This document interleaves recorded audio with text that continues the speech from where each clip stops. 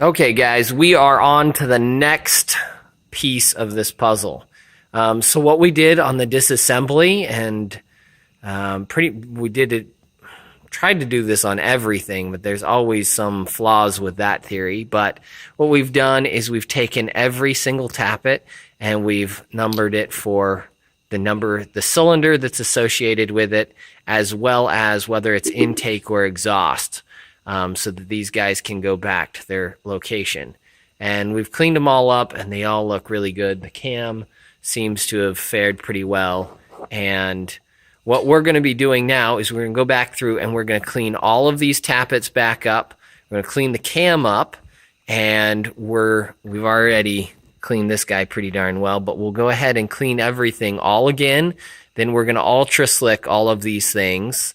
And we'll show you once we have all of the tappets in, and so each in their place. But we're going to go ahead and clean everything before we start, and then we will go ahead and drop these guys in their respective locations.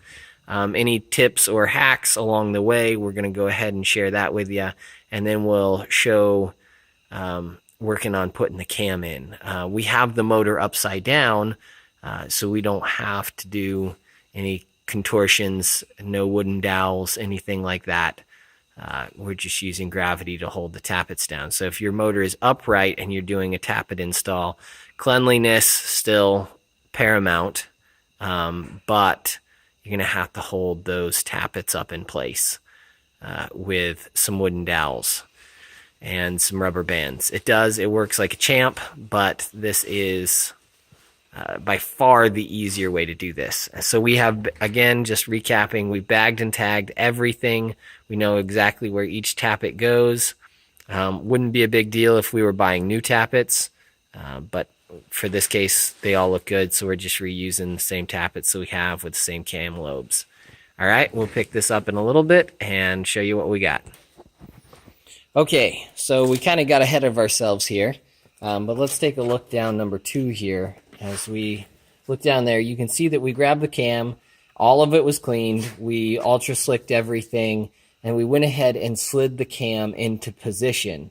Now we did that slowly, and we kind of helped each other out. So Rusty was helping me, so he was on the nose of the cam, and I was kind of following it through. So we kind of rolled the motor over so that we could track the nose of the cam till we got to the back, to where we could get at it. You can barely see it through the darkness there, but you can see we've got to the snout of the cam there. So when we come back this way, so what we've done is we've rolled the motor over, and you can see the timing marks.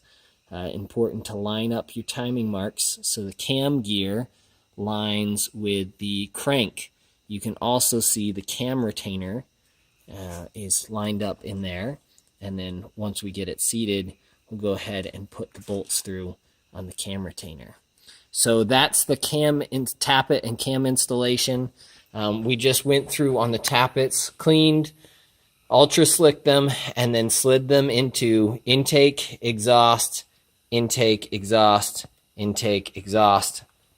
And you can see this is the intake side. So the shelf would be right down here. This is CP3 side. That's probably a good way to reference it. And this is the nose of the motor. So intake, exhaust, intake, exhaust, intake, exhaust, and so on. All right, hopefully that is helpful on if you're working on tappets and cams. Remember those 2 hacks. Don't get it all lined up before you go ahead and slide it in the last little bit, because otherwise you'll just have to pull it out to reline everything up.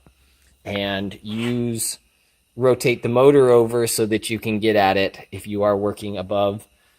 So rotate the motor over so that you have little spots where you can get your hands down there and help guide the cam in without scuffing anything up.